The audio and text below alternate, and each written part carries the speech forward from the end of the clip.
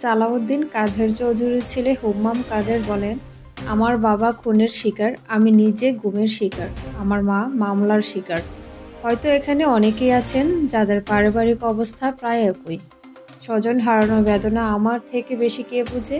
শেখ হাসিনার প্রিয় ডায়লগ। সপ্তাহে ২ বার করে শুনতে হতো, নাটকের চোখের বাণী দেখতে হতো। চেষ্টা করতো উনি বাংলাদেশের মানুষকে নরম করার। তবে আমরা এই নাটক অনেকবার দেখেছি, চিনে ফেলেছি তাকে। বাস্তবতা হচ্ছে, টিভির পর্দায় এসে সে নাটক করত, ঘরে গিয়ে ঠান্ডা মাথায় মানুষজনকে গুম খুন করা আদেশগুলো দিত। শাখা চৌধুরীর ছেলে আরও বলেন, আমরা যা দেখতে পাচ্ছি, সামনে কিছু বিপদ আছে।